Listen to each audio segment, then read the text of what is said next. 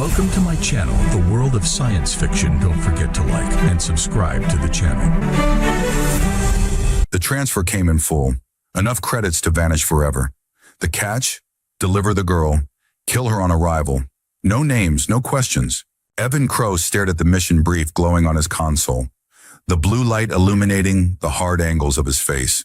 At 32, his military augmentations kept his body strong, but 3 tours in the Outer Rim War had hollowed him from the inside. The sum at the bottom of the screen made his breath catch.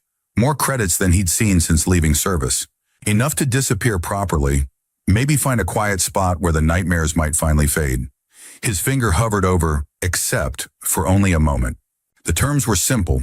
Collect the cargo, deliver it to the designated coordinates, terminate upon arrival. Just a glorified garbage run, he muttered, tapping the screen. I've done worse for less. 3 hours later, his ship docked at a nondescript military outpost. 4 armed guards escorted a 5th figure onto his vessel, a slender form in restraints, head covered with a black hood. Cells prepped, Evan said flatly, avoiding eye contact with the prisoner. The lead guard nodded curtly, handed over a data chip, and led the procession toward the rear of the ship. Only when they had departed and his ship was once again drifting through the silent void did Evan activate the monitoring system. The feed flickered to life, showing the interior of the containment cell. What he saw made him frown. The prisoner sat cross-legged on the narrow bunk, restraints still binding her wrists and ankles. Someone had removed the hood, revealing features that sent a jolt of surprise through him. She was humanoid, but unmistakably alien, her skin a soft blue that seemed to shimmer faintly in the harsh cell lighting. Delicate ridges traced from her temples down her neck, disappearing beneath the standard-issue prisoner jumpsuit. Her eyes were closed, her expression serene, almost smiling. Evan tossed a protein bar onto the desk, suddenly losing his appetite. He switched off the monitor, but the image lingered in his mind. I'll kill her after the mission, he whispered to the empty room.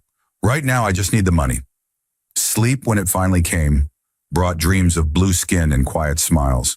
The next morning cycle found Evan in the cockpit, running standard diagnostics and deliberately avoiding the monitoring feed. 12 days of travel stretched ahead, and he had no intention of developing any sort of attachment to his cargo. A soft chime from the comm system interrupted his thoughts. Request communication with pilot, came a voice, melodic yet precise, from the cell's intercom. Evan froze, finger hovering over the mute button. Protocol dictated no interaction with the prisoner, but something in that voice, calm, composed, utterly unafraid, sparked his curiosity. Against his better judgment, he activated the two-way communication. This is the pilot. State your purpose. A pause then, primarily, to alleviate boredom. 12 days is a long time to sit in silence, even for one of my kind. Her voice carried no trace of fear or desperation. If anything, she sounded almost conversational, as though they were strangers sharing a transport shuttle rather than executioner and condemned. How do you know it's 12 days? Evan asked before he could stop himself. The engine vibration patterns suggest we're traveling at approximately 0.7 light speed. Given the most likely termination coordinates from my current position, that calculates to roughly 12 standard days. Evan blinked, momentarily speechless. The prisoner was not only calm, she was observant, intelligent. You're not authorized to make calculations or assumptions about this mission, he replied stiffly. Her laugh, light and genuine, caught him off guard. So you'll kill me when we land, right? She asked, the question delivered with such casual directness that Evan nearly choked. It's not personal, he managed, falling back on the cold professionalism that had carried him through years of military service. Just a job. You flinch when you lie. I can hear it in your voice. Evan slammed his hand on the comm switch, cutting the connection. His heart hammered in his chest, skin prickling with a cold sweat. How could she have discerned his discomfort through voice alone? More importantly, why did her observation unsettle him so deeply? How much did they pay you? Her voice suddenly returned, the intercom having reactivated. The question caught him off guard. What? Your fee for delivering me, for killing me. Her tone was unnervingly calm. Is that how much my death is worth? Evan's hand hovered over the comm switch. That's not... What if I told you you're not the first? Her voice had gone dangerously quiet. Want to know what happened to the previous courier? He decided not to follow orders. A chill ran down Evan's spine. What are you talking about? His family is also dead now. Even through the speaker, he could hear the cold certainty in her words. You think you're special, Evan Crow. They thought so too. The rest of the day passed in uneasy silence. Evan buried himself in ship maintenance tasks, checking and rechecking systems that were functioning perfectly. Anything to avoid thinking about the blue-skinned woman and her unsettling perceptiveness. But that night, as the artificial cycle shifted to darkness and the ship hummed its steady course through the void, Evan found himself drawn back to the monitoring screen. The prisoner wasn't sleeping. She sat on the floor, eyes closed, palms resting on her knees in what appeared to be a meditative pose. As he watched, her eyes opened, looking directly at the camera with unnerving accuracy. She didn't speak, didn't move, just watched him through the digital barrier with eyes that seemed to see far more than they should. Evan grabbed a thermal blanket from the emergency supplies and strode to the cell. Through the small delivery hatch, he thrust the blanket inside. Monsters don't get cold, he muttered, turning away before she could respond.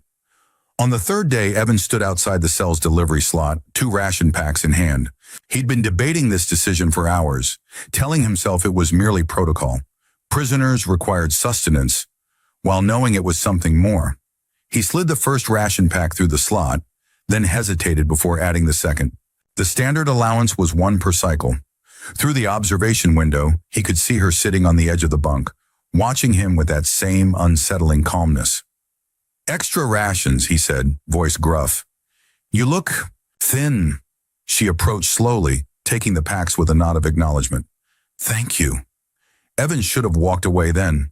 Protocol demanded minimal interaction. Instead, he found himself lingering as she carefully opened the first pack, examining its contents with scientific curiosity.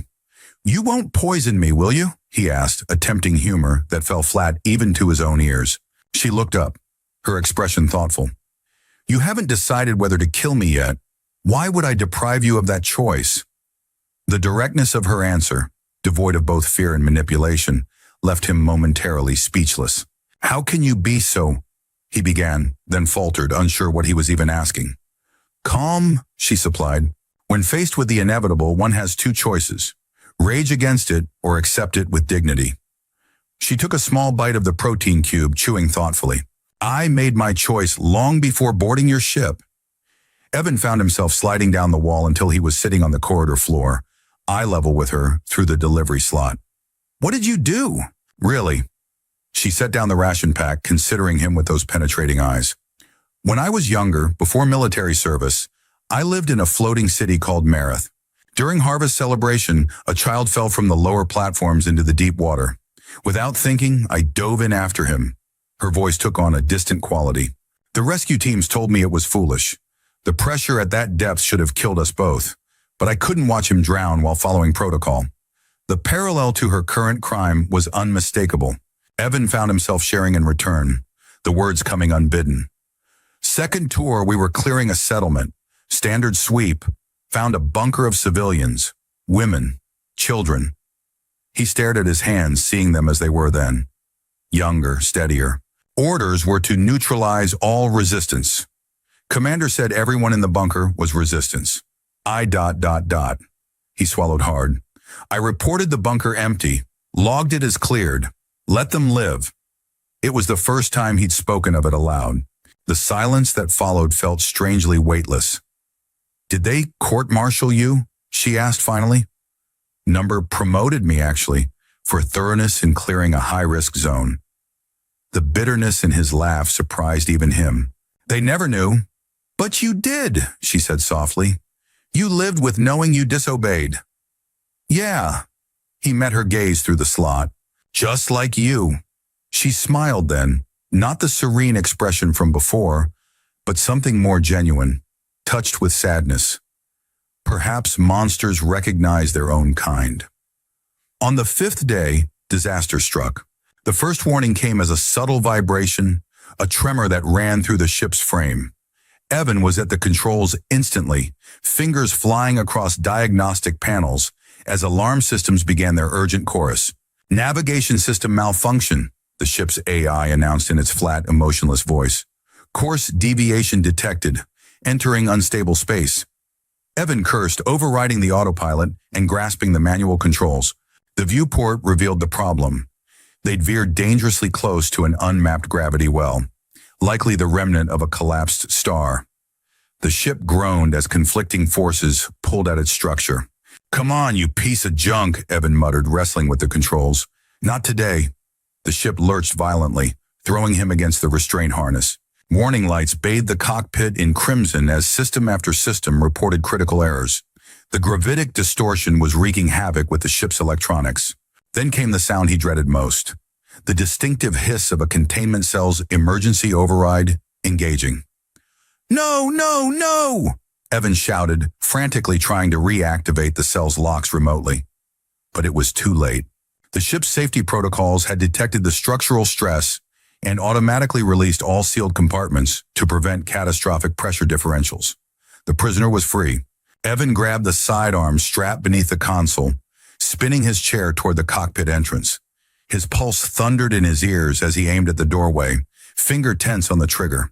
She appeared like a ghost, silent, composed, hands still bound before her by the restraint cuffs. The blue of her skin seemed more vivid in the pulsing emergency lights, her eyes wide but unafraid as they met his. "You should secure the plasma containment field," she said calmly, nodding toward a flashing warning on his console. "We're losing stability in the port engine." Evan didn't lower his weapon, but he darted a glance at the console. She was right. The port engine was approaching critical failure. Without taking his eyes off her, he reached back with one hand and initiated the emergency stabilization sequence. The ship gave one final, shuddering lurch, then steadied as the auxiliary systems engaged.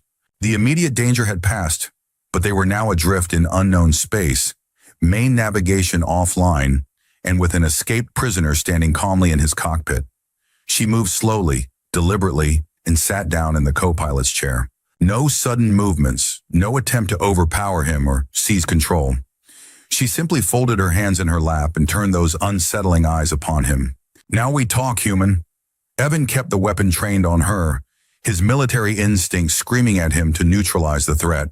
But something in her demeanor, the complete absence of aggression, the rational composure in the face of crisis, stayed his finger. "Back to your cell," he ordered, his voice harder than he felt. "Now." She didn't move, didn't even blink. "My name is Kayla," she said instead, as if he'd asked for an introduction rather than issued a command. "And I believe we've drifted into the Scylla expanse. Your navigation systems won't function here. Too much radiation interference from the stellar remnant." "I don't care who you are or where we are," Evan growled. "You're my prisoner, and you're going back to your cell." Kayla sighed, a surprisingly human gesture of frustration. "I am not your prisoner, Evan Crow. I am a political inconvenience being sent to die because I refuse to participate in genocide." The use of his name startled him. "How do you—" "Your credentials are displayed on the console," she explained, nodding toward the pilot authorization screen. "As for why I'm here, I murdered my commanding general when he ordered the orbital bombardment of a civilian settlement. Your base wants me dead because I know too much about their collaboration with certain factions of my people. My government wants me dead because I defied orders and exposed war crimes. Both sides need someone to bury, and I've become the convenient solution." Evan's grip on the weapon tightened. "You expect me to believe that? That you're some kind of alien war hero?" "I expect nothing from you," Kayla replied, her voice level. "But we are stranded in unstable space with damaged engines and failing life support. You can either shoot me now and die alone when the oxygen recyclers fail, or you can accept my help in repairing your ship. After that, if you still wish to complete your mission, I won't resist." Logic warred with suspicion in Evan's mind. Her story seemed too convenient, too perfectly designed to appeal to his own military background and sense of honor. And yet the ship's systems were indeed failing, the navigation computer rendered useless by the radiation surrounding them. Slowly, reluctantly, he lowered the weapon. "First sign of trouble, and I finish this mission early," he warned. Kayla nodded once, solemn. "Understood. Now shall we begin with the life support systems, or would you prefer to restart the navigation array first?" Evan didn't answer immediately. He stared at her, the supposed murderer who spoke of repairing ships instead of escape, who offered help instead of threats. He didn't believe her story. Not entirely. But now, he wasn't sure what to believe. The damage to the ship was worse than initially assessed. After 18 hours of non-stop work, they had managed to restore only partial life support and basic propulsion. The main quarters remained uninhabitable due to radiation leakage, forcing them to set up temporary sleeping arrangements in the small maintenance bay adjacent to the engine room. Evan dragged the single emergency mattress from storage and dropped it on the floor of the bay. "You take it," he said gruffly, already preparing to make a pallet from spare thermal blankets on the hard metal floor. Kayla paused in her work calibrating the oxygen recyclers. "That's unnecessary. The floor is uncomfortable for your human physiology." "I've slept on worse," Evan replied, not meeting her eyes. "As have I." She set down her tools and approached the mattress. "But there's no logical reason for either of us to be unnecessarily uncomfortable when the solution is simple."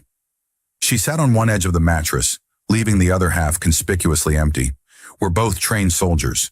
I believe we can manage to share a sleeping space without incident." Evan hesitated, every instinct warning against the vulnerability of sleep in such proximity to his prisoner. But exhaustion pulled at him, and the prospect of the cold metal floor grew less appealing with each passing moment. "Fine," he conceded, "but these stay on."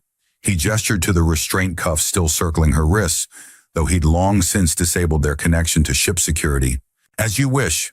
She lay down, turning on her side with her back to him, taking up minimal space. Evan stretched out cautiously on the remaining portion of the mattress, maintaining as much distance as possible. He kept his sidearm within reach, a precaution that felt increasingly hollow as minutes ticked by. Sleep came surprisingly quickly, pulling him under into the familiar darkness of military efficiency, the ability to rest whenever opportunity allowed, regardless of circumstances. A soft, strangled gasp pulled him from sleep. Beside him, Kayla's form was rigid, her breathing rapid and shallow. Her hands twitched against the restraints, fingers curling as if grasping for something just out of reach. "You okay?" Evan asked, his voice rough with sleep. "No." The word came out raw, stripped of her usual composure. She took a deep breath, steadying herself. "But I don't want to be alone with it." Evan recognized the aftermath of a nightmare, the disorientation, the lingering dread. He'd had enough of his own to know the contours. "The faces?" he asked quietly. "Always." She didn't elaborate, didn't need to. The weight of those who hadn't survived their choices hung between them, a shared burden despite their different species. They lay in silence, separated by inches, yet connected by something neither had anticipated. When sleep reclaimed them, Evan's hand had moved away from his weapon. Evan woke with a start, disoriented in the dim emergency lighting of the maintenance bay. For a moment, he couldn't remember where he was. The unfamiliar ceiling, the hum of damaged systems, the faint metallic taste in his mouth.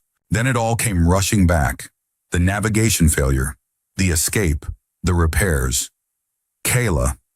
He turned his head to find her sitting cross-legged on the floor beside the mattress, eyes closed in what appeared to be meditation. At his movement, her eyes opened, immediately alert. "How long was I out?" he asked, his voice rough with sleep. 4 hours, she replied. "You needed it." Evan sat up, wincing as his muscles protested. Days of emergency repairs and constant vigilance had taken their toll. The ship hummed around them, systems functioning but fragile, like a wounded animal limping toward shelter. "We'll reach the outer defense grid in approximately 6 hours, Kayla said, rising to her feet with fluid grace. "If we're going to attempt this, we need to be prepared." "This plan is suicide," Evan muttered, rubbing his face with calloused hands. "Slipping through an automated defense grid with half-functional engines and compromised shielding? We'll be vaporized before we get halfway." "I didn't ask you to be a hero," Kayla replied, her voice suddenly sharp. "I didn't ask you to risk your life for mine." "What was I supposed to do? Hand you over?" Anger flared unexpectedly, hot and bright in his chest. "Execute you myself?" "Yes." The simplicity of her answer stopped him cold. "That was your mission, wasn't it? You still want to complete it, don't you?" The question hung between them, dangerous and weighted. Before Evan could respond, a sharp pain lanced through his sinuses, and warm wetness trickled over his lip. He raised his hand to find blood smeared across his fingertips. "You're bleeding," Kayla said, reaching for the medical kit they'd placed nearby. She approached with a compress, but Evan jerked away. "I'm fine," he snapped, wiping the blood with the back of his hand. leaving a crimson streak across his cheek. Kayla stood frozen, compress in hand, her expression unreadable. Without another word, she set the medical supplies down and walked to the other side of the bay. Her back to him, shoulders rigid with unspoken tension. The silence stretched between them, filled with all the things they couldn't or wouldn't say. Evan stared at her back, at the straight line of her spine, the alien yet familiar shape of her. What was he doing? Throwing away his life, his future, for someone who expected, perhaps even wanted to die. Hours later, as the ship's cycle shifted to night mode and the emergency lights dimmed further, Evan found himself alone in the cockpit. He'd left Kayla sleeping in the maintenance bay, her form curled on the mattress they'd previously shared, her breathing deep and even in exhaustion. He watched the stars through the viewport, pinpoints of light in the vast darkness. Somewhere out there were the people who had hired him, who expected him to complete his mission. Somewhere out there were Kayla's superiors who wanted her silenced. And here he was, caught between worlds, between duties, between choices with no good outcomes. "Kyla," he said aloud, testing the shape of her name in the empty cockpit.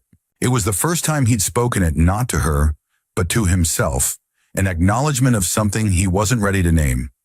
Kayla. The sound of it lingered in the air, like a promise he wasn't sure he could keep. On the third day, Evan entered the cockpit to find Kayla already there, staring out at the stars. The navigation system showed they had cleared the radiation field. Normal space stretched before them, vast and full of possibilities and dangers. "We need to discuss our situation," she said without turning. Evan sank into the pilot's chair, suddenly aware of how exhausted he was. "Which part? The damaged ship, the military probably hunting us, or the fact that I'm supposed to execute you?" "All of it," Kayla replied, finally facing him. "We've escaped immediate danger, but we cannot maintain this limbo indefinitely. You have options now. You can still complete your mission. Deliver me to the termination coordinates and collect your payment.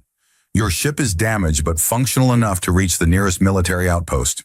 You could explain the navigation failure. Claim you kept me secured. They would believe you." The clinical way she discussed her own execution sent a chill through Evan. "Is that what you want?" "What I want ceased to matter the moment I chose to disobey orders," Kayla said quietly. "I knew the consequences when I acted." "When you killed your commanding officer," Evan clarified, watching her carefully. "When I prevented the massacre of 38,000 civilians," she corrected without hesitation. "General Vorden gave the order to bombard Settlers Basin, despite confirmation that the insurgents had already evacuated. It was to be a demonstration, a lesson in the price of harboring enemies of the state." Her voice remained steady, but her hands clenched into fists.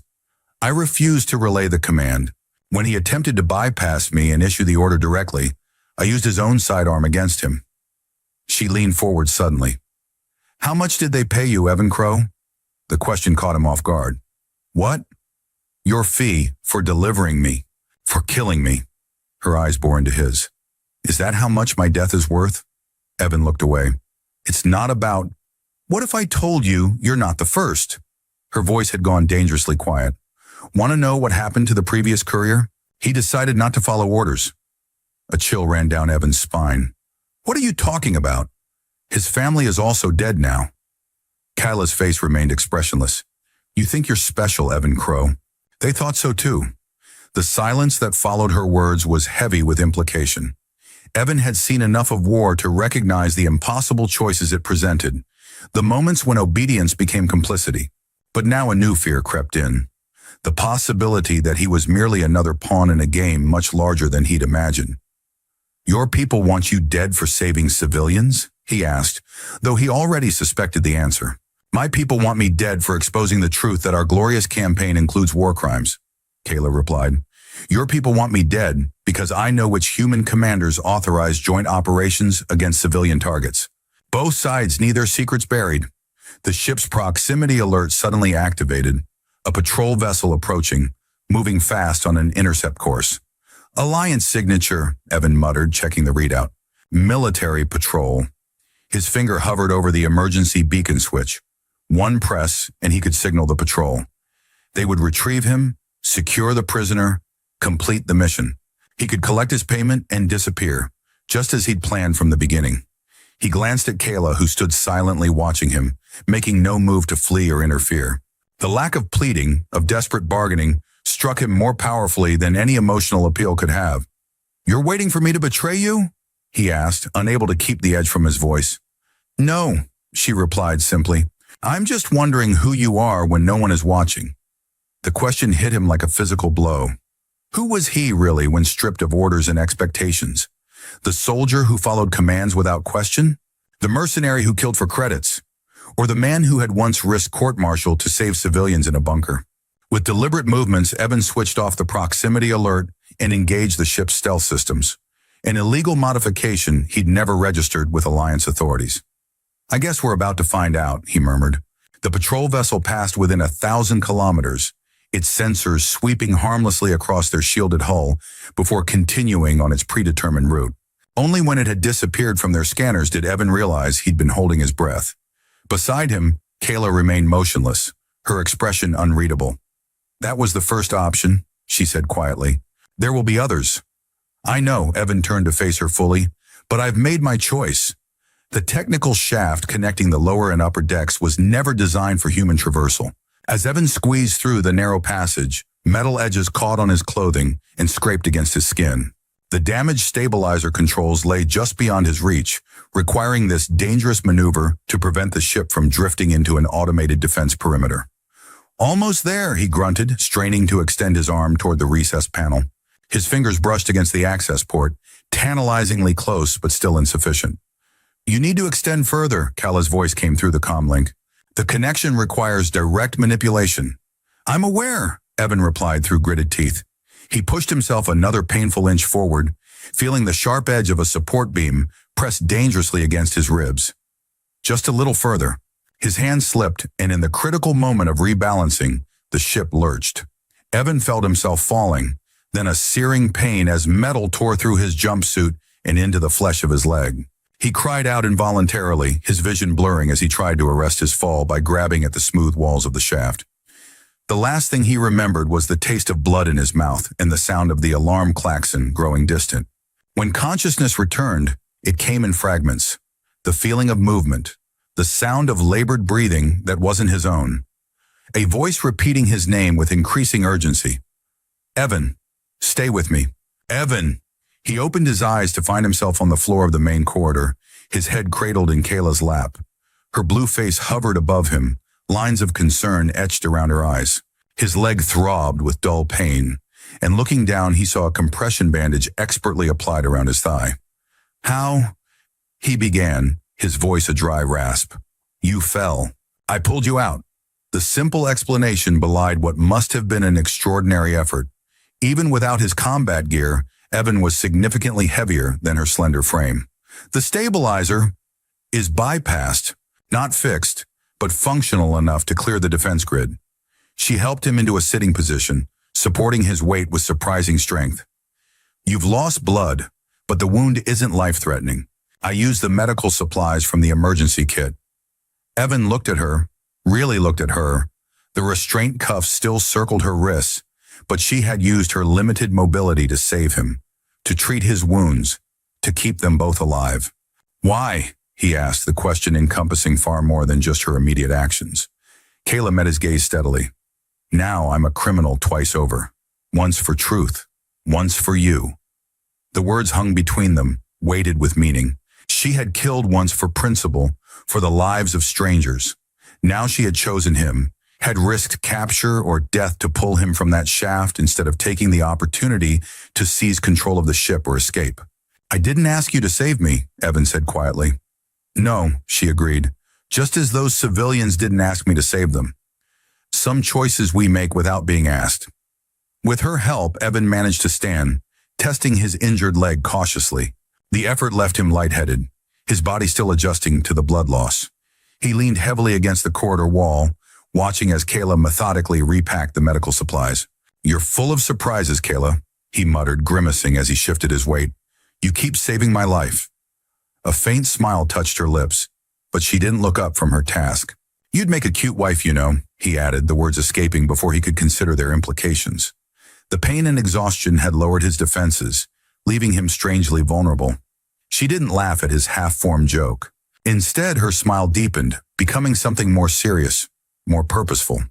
With deliberate movements, she rose and reached past him, not toward him, but to the control panel behind him.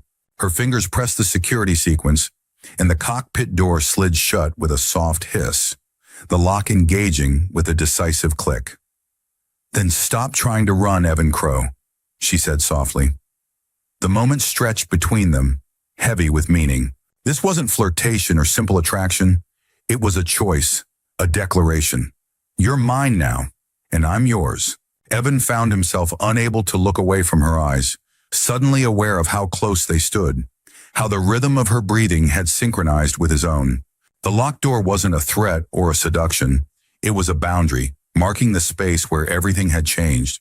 They made their slow way to the cockpit, where the view screen showed they had successfully cleared the defense grid and entered open space once more. As Evan sank gratefully into the pilot's chair, he noticed that Kayla remained standing, looking out at the stars with an expression he couldn't quite read. "We need to find somewhere to properly repair the ship," she said, "and to treat your wound more thoroughly." "There's an outpost in the Carrion sector," Evan replied. "Independent, no Alliance presence." She nodded but said nothing more. The silence stretched between them, filled with unspoken questions and possibilities neither was ready to voice. Finally, Evan broke it. "I never asked, if we make it through this, where would you go? If you could choose?" The question seemed to surprise her. Choose? She considered it as if the concept was novel. "I've never thought beyond survival, beyond the next mission, the next order." She turned to him, her expression softening. "Where would you go, Evan Crow, if you weren't executing prisoners or running from patrols?" It was a question he hadn't allowed himself to consider in years. The future had always been a vague concept, overshadowed by the immediate needs of survival and the weight of the past.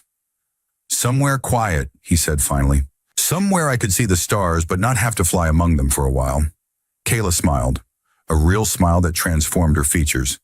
"That sounds peaceful."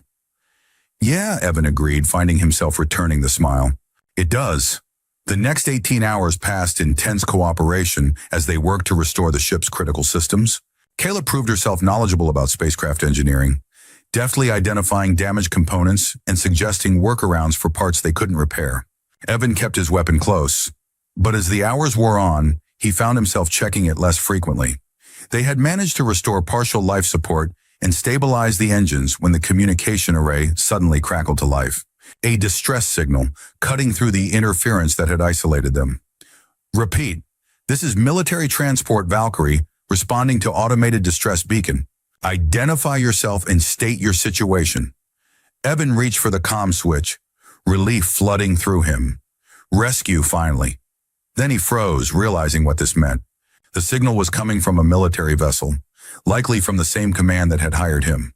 If he responded, if they found him with Kayla free and working alongside him, "It's your people," Kayla said quietly from where she was reconnecting oxygen filters. "Your way home." Evan's finger hovered over the comm switch. "They'll ask about you. Tell them the truth. The containment cell malfunctioned during the navigation failure. You secured the prisoner afterward." She set down her tools and straightened, meeting his gaze steadily. "Leave me. Save yourself." Something in her tone, resignation mixed with genuine concern for his welfare, ignited an unexpected anger in Evan. "You want me to be like them?" he demanded, gesturing sharply at the comm. "That's what you think I am?" Kayla blinked, genuine surprise crossing her features. "I think you're a soldier who follows orders. I think you're a man who wants to survive." "I've survived plenty," Evan muttered, turning away from the comm as the signal repeated its hail. "Doesn't mean I like who I became doing it." The decision crystallized in his mind with surprising clarity. He reached out, not for the comm switch, but for the emergency beacon controls. With a few quick commands, he deactivated the ship's distress signal. "What are you doing?"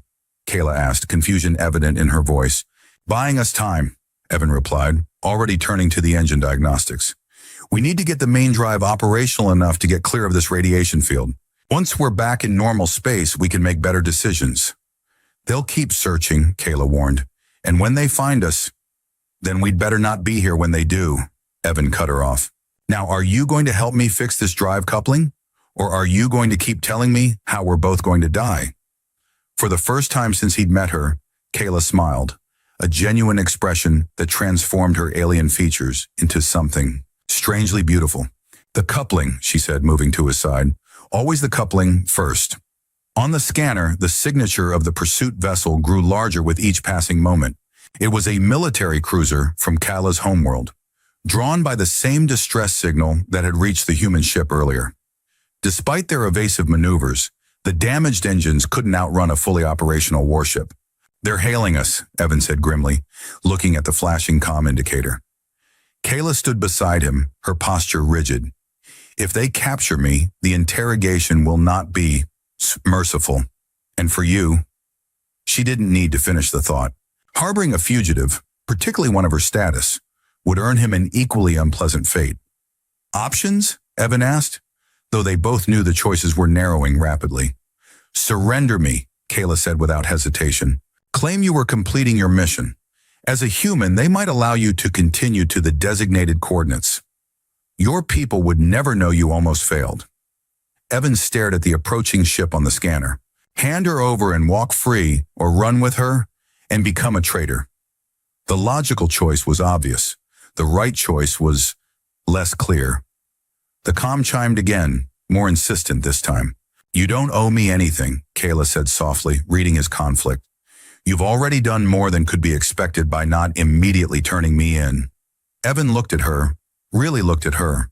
Beyond the alien features, beyond the prisoner designation, he saw a soldier who had made the same choice he had contemplated so many times during the war. The choice to say no, to refuse an order that crossed the line from warfare into atrocity. You don't deserve silence, he said finally, standing and moving to the navigation console. You deserve the truth. With swift, decisive movements, he began programming a new course, away from both human and alien territories, toward the lawless frontier regions where military authority held less sway. What are you doing? Kayla asked, watching him work. Making a choice, Evan replied, not looking up. For once in my life, maybe the right one. He accessed the ship's data core next, systematically erasing the mission logs, the prisoner transfer documentation, his own military service records, anything that could be used to track them. Finally, he moved to the emergency systems panel and disabled the backup beacon, ensuring no further distress signals would betray their position. I burned the beacon, he said, turning to face her, but not because I believe you. I just don't want to lose what I found up here. And what is that? Kyla asked, her voice barely above a whisper. Evan met her gaze steadily. Myself. The word hung between them, simple yet profound. In the silence that followed, Kayla slowly raised her hands. With deliberate movements, she pressed the hidden release mechanism on one cuff, then the other. They fell to the floor with a metallic clatter. Then don't lose him again, she said, kicking the restraints toward the disposal chute. As the pursuing ship grew closer on the scanner, Evan engaged the engines at full power, plotting an erratic course that would make them harder to track. Besides, I said I'd kill you after the mission, but now I don't want it to end. The words escaped before he could consider their implication. They hung in the air between them, more revealing than he had intended. Kayla said nothing for a long time. Then, with careful deliberation, she moved to stand beside his chair. Gently, hesitantly, she placed her hand over his where it rested on the control panel. Then it's good I locked that door, she whispered, her voice carrying the memory of that moment in the corridor when everything had changed. You're a fool, Evan Crow, she added softly, but you're finally alive. He looked up at her, at the alien who had somehow become more real to him than anyone he'd known in years.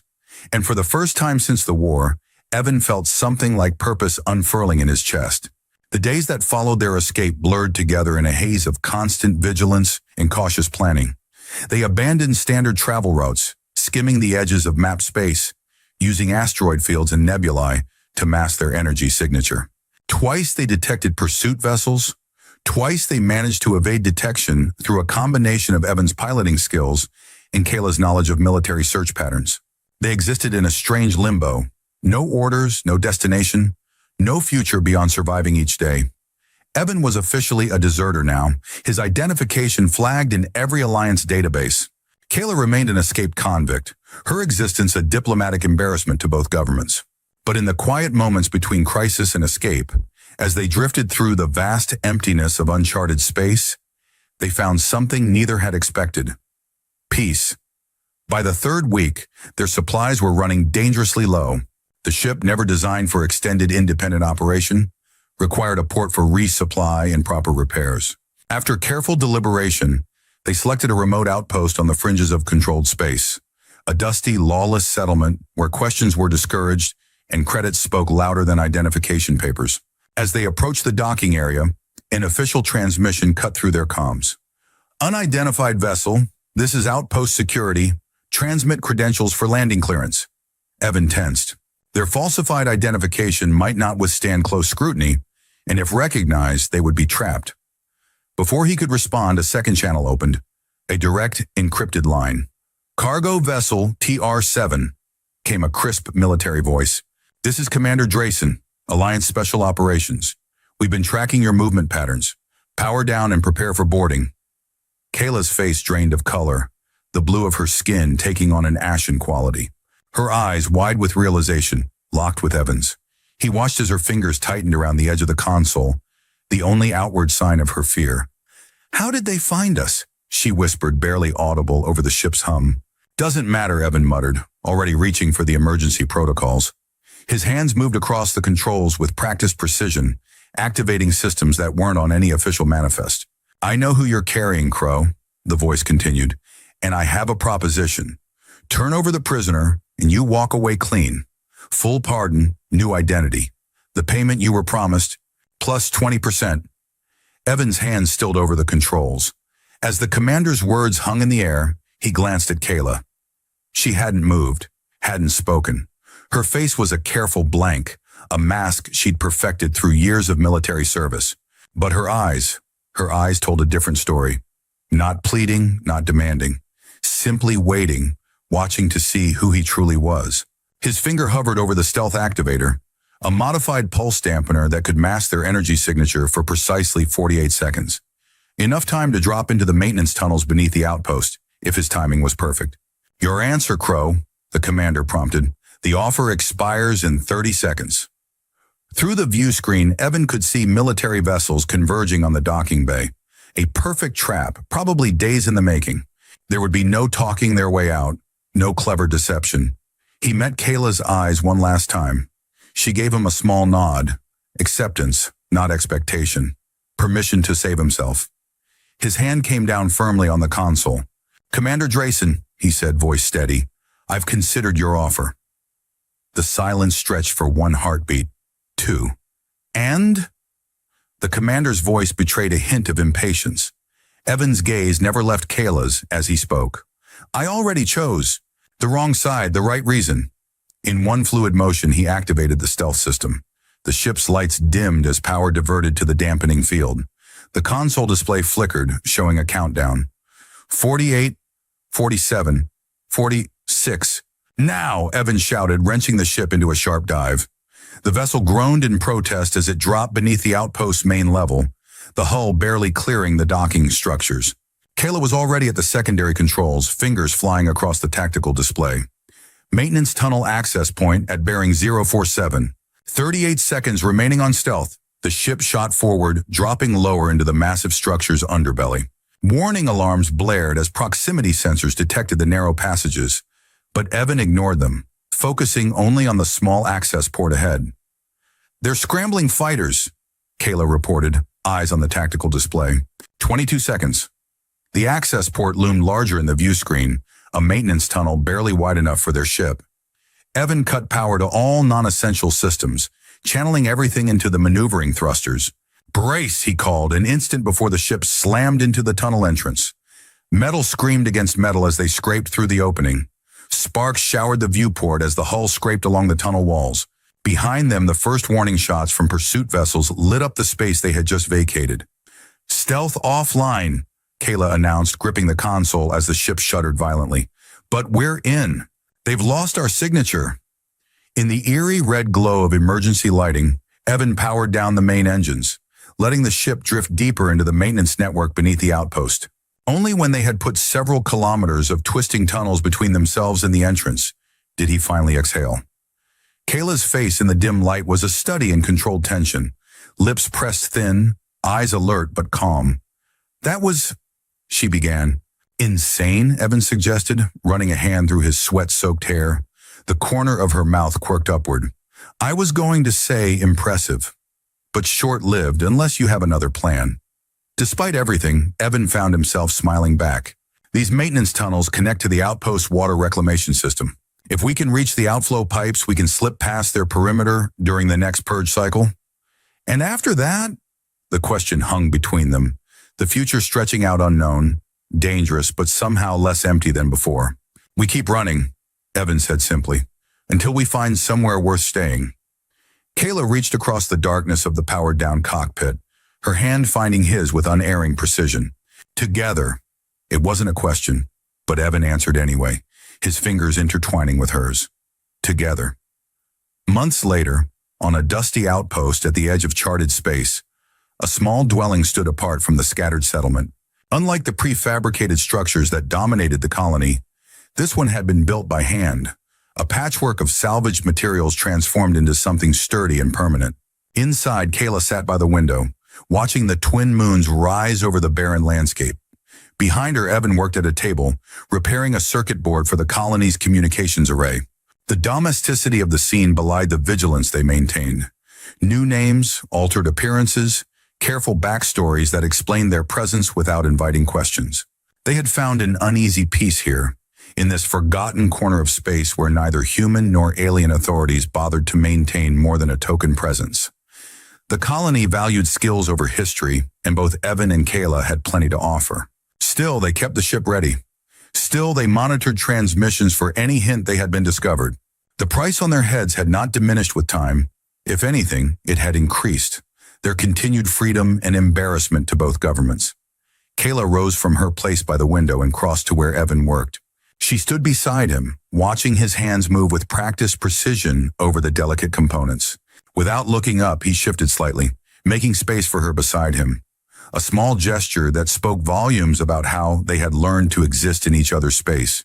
She placed a hand on his shoulder, and he turned to face her, setting aside his tools. You didn't kill me, she said, her voice thoughtful. You didn't run. So tell me, who's the real monster now? It was a question she had asked before, in different ways, at different moments of their journey together. Each time the answer evolved, shaped by their shared experiences and growing understanding. Evan rose to stand before her, the distance between them measured in inches that somehow contained galaxies of meaning. You are, he replied, his voice rough with emotion he no longer tried to hide.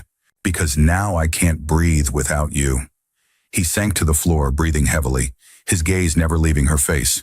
You'd make a cute wife, he said, more to himself than to her. His voice faltered, as if trying to transform the silence into a joke. She didn't answer. Instead, she turned to the control panel and touched a button. A soft beep, a red indicator light.